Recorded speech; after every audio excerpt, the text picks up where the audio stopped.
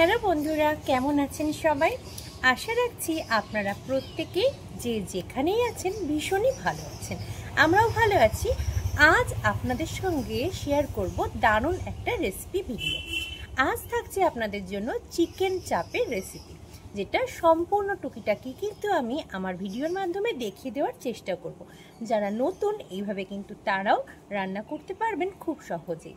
তো চলুন আর দেরি না করে সোজা রান্নাঘরে যাই আর আপনাদের সাথে শেয়ার করি আজকে চিকেন চাপের সম্পূর্ণ রেসিপি। সাথে থাকুন আপনারা। প্রথমেই বলে রাখা দরকার, চিকেন চাপের ক্ষেত্রে কিন্তু চাপের জন্য মাংসগুলো বেশ বড় আকারের কাটতে হয়। কিন্তু আপনারা দেখেই সেটা বুঝতে পারছেন, আমি কিন্তু নর্মাল যে চিকেনের পিসগুলো হয়ে থাকে ঠিক সেভাবেই পিস করিয়ে এনেছি। যেহেতু প্রথম থেকে ভাবিনি যে আজকে চিকেন চাপই রান্না করা হবে, সেই কারণেই কিন্তু এরকমভাবেই কাটা রয়েছে চিকেনগুলো। আমি এর মধ্যেই দেখিয়ে দেব আপনাদের যে চিকেন চাপ কিভাবে করব। প্রথমে পরিষ্কার করে মাংসগুলোকে কিন্তু ধুয়ে নেব। আরও একটা কথা বলি, এক্ষেত্রে আপনারা যারা মনে করবেন যে সেদ্ধর ক্ষেত্রে যদি সমস্যা হয় তাহলে ছোট পিস রাখবেন, তাহলেও কিন্তু বাড়ির ক্ষেত্রে রাখতে পারেন। কিন্তু সাধারণভাবে চিকেন চাপের পিসগুলো বেশ বড় আকারেরই করা হয়ে থাকে। দেখুন, পরিষ্কার করে আমি কিন্তু আস্তে আস্তে মাংসগুলোকে ধুয়ে নেব। আর তারপরে টক দই দিয়ে দিচ্ছি বেশ 150 গ্রাম মতো। আমি কিন্তু এখানে প্রায় 1.5 কেজি মতো চিকেন নিয়েছি আর তার মধ্যে 150 গ্রাম মতো টক দই আমি ব্যবহার করছি। টক দই ছাড়াও আরও একটা উপকরণ কিন্তু আমি এখন ব্যবহার করে নেব, সেটা হচ্ছে লবণ। বেশ কিছুটা পরিমাণ লবণই কিন্তু আমি নিয়েছি এবং সম্পূর্ণ মাংসের গায়ে এই টক দই এবং লবণটা মাখিয়ে আমি প্রায় 6-7 ঘন্টা মতো রেখে দেব। আপনাদের হাতে সময়ের অভাব থাকলে আপনারা কিন্তু 2-3 ঘন্টা পর্যন্ত রেখে দিতে পারেন। তবে মাখিয়ে যতক্ষণ বেশি রাখা হবে ততই কিন্তু চিকেনটা অনেক বেশি নরম হয়ে যাবে আর খেতেও বেশ সুন্দর স্বাদের হবে। এবার চলুন আপনাদের দেখিয়ে দিই চিকেন চাপের জন্য আর যা যা উপকরণ লাগবে সেই সমস্ত কিছু। আজ আপনাদের যেভাবে দেখাচ্ছি চিকেন চাপের রেসিপি, যারা একেবারেই শুদ্ধ রান্না শিখছেন তারাও কিন্তু খুব সহজেই এই পদ্ধতিতে চিকেন চাপ তৈরি করে নিতে পারবেন বাড়িতে। দেখুন, এখানে আমি নিয়েছি বেশ কিছু পরিমাণ প্রায় 500 গ্রাম মতো পেঁয়াজ কুচানো। এটাকে কিন্তু আমি ভেজে নেব। এখানে নিয়েছি বেশ কয়েক কোয়া রসুন এবং থেতো করা আদা। আর নিয়েছি দেখুন, এখানে ছোট এলাচ রয়েছে দারচিনি, জয়িত্রী এবং গোটা গোলমরিচ। এখানে রয়েছে 100 গ্রাম কাজু এবং রয়েছে 50 গ্রাম মতো পোস্ত। সমস্ত উপকরণগুলো আমি একেবারে গুছিয়ে নিয়েছি যাতে কাজের সময় কোনো রকম দেরি না হয়ে যায়। দেখুন, আমি কিন্তু দেখিয়ে দিলাম কাজ থেকে সবটাই।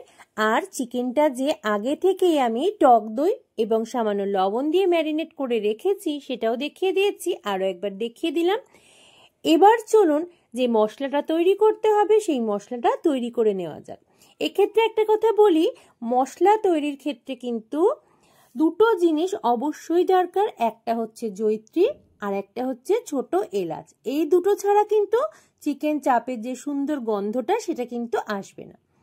এবার দেখুন, আমি একটা কড়াই নিয়েছি। এর মধ্যে কিন্তু কোনো রকম তেল ব্যবহার করছি না। যে মশলাগুলো নিয়েছিলাম সেই সবকটা মশলাই কিন্তু ড্রাই রোস্ট করে নেব। তারপর করে নেব গুঁড়ো মিক্সিতে। খুব সুন্দরভাবে রোস্ট করার পরেই আপনারা বুঝতে পারবেন খুব সুন্দর একটা গন্ধ কিন্তু বেরোতে শুরু করেছে। আঁচটা মিডিয়াম টু লোতে রেখে কিন্তু এটা ভেজে নিতে হবে খুব ভালোভাবে। আর এই সময় কিন্তু কোনো রকম তেল, ঘি বা অন্যান্য কিছুই ব্যবহার করা যাবে না। মিডিয়াম টু লো ফ্লেমে মোটামুটি 4 থেকে 5 মিনিট নাড়াচাড়া করে আমি কিন্তু ঠান্ডা হতে দেব এবং মিক্সিতে গুঁড়ো করে মিশিয়ে নেব মাংসর সাথে। আগেই যেহেতু টক দই দেওয়া ছিল তার মধ্যে কিন্তু এই যে সম্পূর্ণ মশলাটা তৈরি হয়ে গেল, এটা আমি ইউজ করলাম। অনেকে পরেও এই মশলাটা ইউজ করেন, কিন্তু আমি মাখিয়ে রাখতে পছন্দ করি বলে আমি কিন্তু চিকেনের মধ্যে সম্পূর্ণটা মাখিয়ে রেখে দেব 7 থেকে 8 ঘন্টা ফ্রিজে। নর্মাল টেম্পারেচারেই কিন্তু রাখবো, ডিপে নয়। এবার দেখুন কড়াইতে নিয়ে নিলাম সামান্য পরিমাণে ঘি। ঘিয়ের পরিবর্তে আপনারা চাইলে সাদা তেলও কিন্তু ব্যবহার করতে পারেন। গরম হয়ে যাওয়ার পর ভেজে নেব কাজুগুলোকে। খুব ভালোভাবে ভেজে নিলে কিন্তু একটা আলাদা ফ্লেভার আসে, যেটা চিকেন চাপের ক্ষেত্রে বেশ ভালো লাগে। তবে আপনারা চাইলে কাঁচা কাজুও ব্যবহার করতে পারেন। দেখুন এই সময়েও কিন্তু ফ্লেমটা খুব হাইতে রাখবেন না, আপনারা মিডিয়াম টু লোতেই রাখার চেষ্টা করবেন। কাজুগুলো খুব ভালোভাবে ভাজা হয়ে গেলে আমি এর মধ্যে কিন্তু দিয়ে দেব পোস্তগুলোকেও। দিয়ে সামান্য একটু নাড়াচাড়া করে গ্যাসের ফ্লেমটা একেবারে অফ করে দেব। কাজু ভাজা হয়ে গেছে, আপনারা দেখেই সেটা বুঝতে পারছেন। আর এবার দিয়ে দিলাম পোস্তটা। পোস্তটা একটুখানি সময় নাড়াচাড়া করেই কিন্তু গ্যাসটা অফ করে দেব। কড়াইতে পোস্ত দেওয়ার পর খুব বেশিক্ষণ নাড়ানোর দরকার নেই, 2-1 মিনিটের মধ্যেই কিন্তু গ্যাসটা আপনারা অফ করে দেবেন। তারপরে কিন্তু এই দুটো উপকরণকেই দেবেন ঠান্ডা হবার জন্য, কারণ এটা মিক্সিতে আমাদের একেবারে পেস্ট বানিয়ে নিতে হবে একটা। দেখুন দুটোই কিন্তু খুব সুন্দর ভাজা ভাজা হয়ে গেছে। এবার আমি গ্যাসটা দেব অফ করে। আরও একটা কড়াই নিয়ে নেব এবং তার মধ্যে নিয়ে নেব বেশ কিছুটা পরিমাণ সাদা তেল। এক্ষেত্রে কিন্তু কেউই আপনারা সর্ষের তেল ব্যবহার করবেন না, সাদা তেলই অবশ্যই ব্যবহার করবেন। আমি বেশ কিছু পরিমাণে সাদা তেল নিয়ে নিয়েছি। আর এবার ধীরে ধীরে যেই কাজটা আমাকে করতে হবে সেটা হচ্ছে রসুন পেঁয়াজ এগুলো ভেজে নিতে। অনেকেই কিন্তু চিকেন চাপের ক্ষেত্রে এগুলো বেটে সাধারণভাবেই ব্যবহার করে থাকেন, কিন্তু মশলার ক্ষেত্রে আমার মনে হয় একটু কাঁচা গন্ধ লাগে। সেই কারণে কিন্তু আমি রসুন পেঁয়াজ এই উপকরণগুলোকে খুব ভালোভাবেই ভেজে নেওয়ার চেষ্টা করি। আমি কিন্তু সাদা তেলের মধ্যে প্রথমেই দিয়ে দিয়েছি বেশ কয়েক কোয়া রসুন, সেগুলোকে হালকাভাবে ভেজে নিচ্ছি। তারপর কিন্তু আমি অন্যান্য উপকরণগুলোও ভেজে নেব। দেখুন আমি এই মুহূর্তে আদাটাও দিয়ে দিলাম। এগুলো কিন্তু চিকেন চাপের ক্ষেত্রে আরও একবার বলে রাখা প্রয়োজন, অনেকেই আছেন যারা কাঁচাও ব্যবহার করেন। শুধুমাত্র যখন চাপটা তৈরি হয় সেই সময় কষানোটা হয় অনেকটা বেশি। আমার ক্ষেত্রে মনে হয় আমার একটু গন্ধ লাগে, সেই কারণেই আমি কিন্তু রসুন পেঁয়াজ আদা এগুলো ভেজে নেওয়ারই চেষ্টা করি প্রতিবার যখনই আমি চিকেন চাপ বানাই, প্রতি ক্ষেত্রেই। প্রথমে রসুনটা ভেজে নিয়েছি আর তার মধ্যে দিয়ে দিয়েছিলাম আদা। এবার দিয়ে দেব কুচনো পেঁয়াজগুলো। এটাও কিন্তু খুব ভালোভাবে ভেজে নেব। একেবারে যে কড়া বা লাল লাল করে ভাজবো সেটা নয়, তবে কাঁচা ভাবটা একেবারে চলে যাওয়া অবধি আমি কিন্তু খুব ভালোভাবে ভেজে নেব এই সমস্ত উপকরণগুলোই। এক্ষেত্রে আরও একটা কথা বলে রাখি, প্রথমে যে আমি কাজু এবং পোস্তটা ভেজে নিয়েছিলাম সেটাও কিন্তু একটা আলাদা পাত্রে আমি ঠান্ডা হতে দিয়েছি। আর এখানে যে উপকরণগুলো ভাজছি অর্থাৎ আদা পেঁয়াজ এবং রসুন, এই উপকরণগুলোও কিন্তু সম্পূর্ণভাবে ভাজা হয়ে গেলে আমি ঠান্ডা হতে দেব এবং দুটোই আলাদা আলাদাভাবে পেস্ট বানিয়ে নেব। দেখুন আমার ভাজা কিন্তু হয়ে গেছে। এবার অন্য আরও একটা কড়াই নিয়ে নিয়েছি এবং তাতে নিয়ে নিয়েছি বেশ কিছুটা পরিমাণ সাদা তেল। এক্ষেত্রেও বলে রাখি, অনেকেই কিন্তু যেহেতু মাংসটা আগে থেকেই ম্যারিনেট করে রাখতে হয় চিকেন চাপ তৈরির জন্য, অনেকে কিন্তু ওই মাখানো মাংসটাই ব্যবহার করেন চাপ তৈরির ক্ষেত্রে। কিন্তু আমার মনে হয় একটু ভেজে নিলে চাপের টেস্টটা অনেক বেশি বেড়ে যায়। সেই কারণে কিন্তু আমি চাপের যে চিকেনগুলো মাখানো ছিল আমি কিন্তু প্রায় 6-7 ঘন্টা মতো ম্যারিনেট করে ফ্রিজে রেখেছিলাম। বের করে প্রায় আধ ঘন্টা পরে আবার ভাজছি। দেখুন আমি কিন্তু এইভাবে ভেজে নেব। প্রত্যেকটা চিকেন কিন্তু উল্টে পাল্টে ভালোভাবে ভেজে নিচ্ছি যাতে আরও বেশি ভালো লাগে খেতে। যেহেতু লবণ দেওয়াই ছিল, টক দইও ছিল, এতক্ষণে কিন্তু চিকেনটা অলরেডি সফট হয়েই গিয়েছে। অন্য অনেকভাবেই অনেকেই হয়তো চিকেন চাপ তৈরি করে খেয়েছেন বাড়িতে, তবে আমি বলবো আপনাদের একবার এইভাবে করে খেয়ে দেখবেন। ডিফারেন্সটা কিন্তু আপনারা অবশ্যই বুঝতে পারবেন। এতটা সফট হয়, ভেতরটা কিন্তু থাকবে জুসি আর বাইরেরটা বেশ ক্রাঞ্চি। খুব সুন্দর লাগে কিন্তু খেতে। পরিবারের মানুষদের কোনো কিছু তৈরি করে খাওয়ানোর ক্ষেত্রে অবশ্যই নিজের পছন্দকেই প্রাধান্য দেবেন সকলেই। যেহেতু অনেক বড় আকারের চিকেন হলে সফট হতে একটু সময় লাগে, এবং তৈরি করার পরেও অনেক সময় সবাই খেতে চান না। তো সেই কারণেই কিন্তু আমি নর্মাল যে চিকেনের পিসগুলো হয় বেশিরভাগ ক্ষেত্রেই এভাবেই চিকেন চাপ তৈরি করি। যারা নতুন রান্না শিখছেন বা করছেন তাদের জন্য একটা কথা বলে রাখা প্রয়োজন। এক্ষেত্রে অনেক সময় কি হয়, আমাদের তাড়াহুড়োর জন্য আমরা একই সঙ্গে তেলে সমস্ত চিকেনগুলোই দিয়ে দিই, তাড়াতাড়ি হয়ে যাবে ভেবে। এটা কিন্তু হিতে বিপরীত হয়, ভালোভাবে কিন্তু ফ্রাইটা হয় না এবং স্বাদের ক্ষেত্রেও ডিফারেন্স হয়। চেষ্টা করবেন তেলের মধ্যে ঠিক যতটুকু দেওয়া সম্ভব সেইটুকু পরিমাণ করে করেই কিন্তু এগুলোকে ফ্রাই করে নিতে। এদিকে দেখুন আমি তো চিকেনগুলো ফ্রাই করতে দিয়েই দিয়েছি, আর সাথে আমি দুটো পেস্টই কিন্তু তৈরি করে নেব। এবার একদিকে রয়েছে আদা রসুন পেঁয়াজের একটা পেস্ট, যেটা আমি আগেই ভেজে নিয়েছিলাম, আর আরেকদিকে রয়েছে আমার কাজু এবং পোস্ত যে পেস্ট, সেই পেস্টটা। এভাবেই কিন্তু একেবারে মিহি করেই বেটে নিয়েছি আমি মিক্সিতে। একে একে দুটো পেস্টই কিন্তু আমি করে নিয়েছি। আর এদিকে দেখুন আমার চিকেনগুলো ভাজাও প্রায় হয়ে এসেছে। এবার কিন্তু সমস্ত চিকেনগুলো আমি তুলে নেব। দেখুন সব চিকেনগুলো যে খুব ভালোভাবে ফ্রাই হয়ে গেছে, আপনারা সেটা দেখে খুব ভালোভাবেই আশা করি বুঝতে পেরে গেছেন। এবার আরও একটা কড়াই প্রয়োজন আমার, আর এই স্টেপটা কিন্তু খুব ভালোভাবে আপনাদের ফলো করতে হবে। আমি যে ভাজাটা করেছি চিকেনগুলো, তার থেকেই কিছুটা পরিমাণ তেল আমি নিয়ে নিয়েছি। এবার ফোড়নে দিয়ে দিলাম গোটা গরম মশলা। তেলটা যেহেতু আগে থেকেই গরম, সেই কারণে কিন্তু বেশিক্ষণ অপেক্ষা করতে হয়নি আমাকে। এবার দেখুন একটু নাড়াচাড়া করে নিচ্ছি আমি তেলের মধ্যে গোটা গরম মশলাটা। যেহেতু সমস্ত উপকরণগুলোই আগে থেকেই আমি ভেজে নিয়েছি, সেই কারণে আমি কিন্তু ব্যবহার করলাম খুব সামান্য পরিমাণে তেল। যারা আগে থেকে অন্যান্য উপকরণগুলো ভেজে নেবেন না, এই পর্যায়ে এসেই কিন্তু খুব ভালোভাবে কষিয়ে বা ভেজে নিতে হবে, তাই তাদের ক্ষেত্রে তেলের পরিমাণটা কিন্তু অবশ্যই বাড়ানোর প্রয়োজন হবে।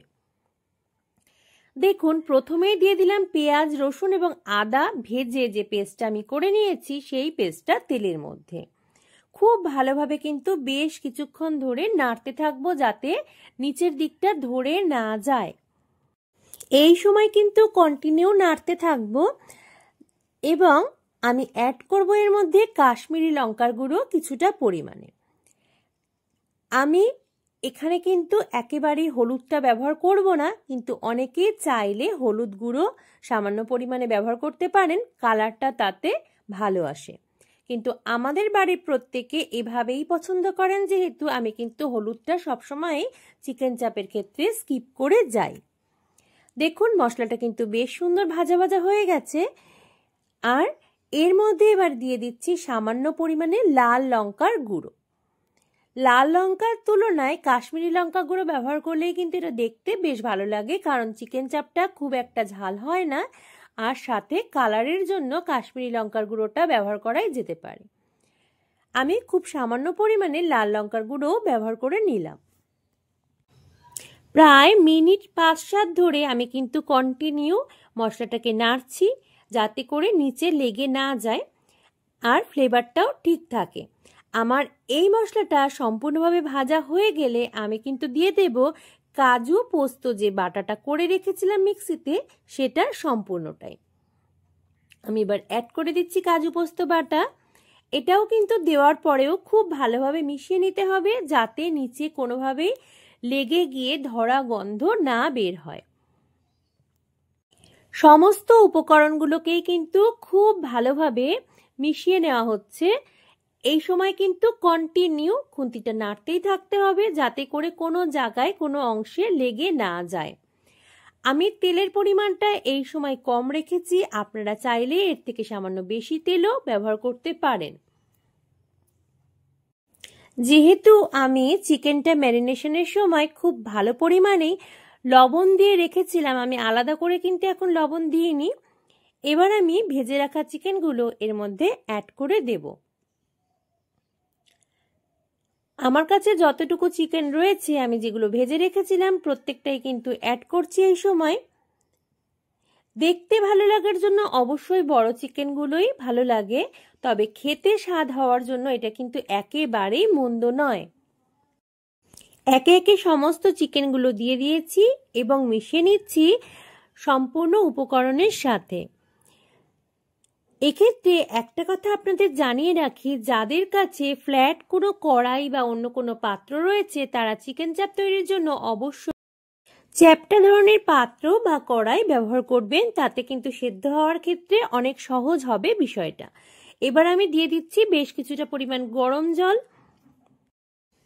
এই সময় বেশ কয়েকটা উপকরণ আমাকে অ্যাড করে দিতে হবে। গ্রেভিটা আপনারা যেই রকম রাখতে চান, কেউ পাতলা গ্রেভি পছন্দ করেন, কেউ একটু ঠিক, তো সেক্ষেত্রে আপনারা আপনাদের চয়েস মতোই কিন্তু গ্রেভিটা ঠিক করবেন, পরিমাণ জলের পরিমাণটাও ঠিক করে নেবেন। আমি কিন্তু এখন অ্যাড করে দিলাম কিছুটা পরিমাণে গুঁড়ো গরম মশলা, আর এখন দিয়ে দেব কিছুটা পরিমাণ গোলাপ জল এবং কেওড়া জল। এর পরিমাণটা হবে মোটামুটি 1-1.5 চামচ মতো। আমি যেহেতু গ্রেভিটা কমই রাখার চেষ্টা করছি আজ, সেই কারণে আপনারা পরিমাণটা দেখে বুঝতেই পারছেন। আর আমার চিকেন এবং অন্যান্য মশলাগুলো আগে থেকেই ভাজা এবং কষানোর জন্য সেদ্ধ কিন্তু অলরেডি হয়ে গেছে। যারা মনে করছেন যে এই পর্যায়ে এসেই কষাবেন, তাদের ক্ষেত্রে কিন্তু জলের পরিমাণটা আরো একটু বেশি দিতে হবে। আর আমি কিন্তু আরো একটা জিনিস অ্যাড করলাম, কয়েক ফোঁটা মিঠে আতর। এই আতরটা কিন্তু আপনারা খুব কমই অ্যাড করবেন, এটা ফ্লেভারের জন্য দেবেন, কিন্তু খুব আতরের পরিমাণ বেশি হলে কিন্তু খাবারটা তেতো হয়ে যাবে। এই অবস্থায় আমি মিনিট 5-7 কষিয়ে নিয়ে আমি কিন্তু নামিয়ে দেব আজকের চিকেন চাপ। আপনারা অনেক কিছুর সাথেই চিকেন চাপ পরিবেশন করতে পারেন, সেটা বিরিয়ানি হোক কিংবা অন্যান্য কোনো খাবার। চিকেন চাপ কিন্তু রেডি, আপনারাও একবার করে দেখতে পারেন এভাবেই। আজকের সম্পূর্ণ রেসিপিটা কেমন লাগলো আপনাদের অবশ্যই জানাবেন কমেন্ট করে। যদি আমার ভিডিওগুলো ভালো লাগে লাইক করতে ভুলবেন না। আর যারা প্রথমবার মৌসুমীজ ওয়ার্ল্ডকে দেখছেন, আমি সকলকে অনুরোধ করব সাবস্ক্রাইব করে পাশে থাকবার জন্য। আজ এই পর্যন্তই, দেখা হবে নতুন কোনো ভিডিও নিয়ে খুব তাড়াতাড়ি।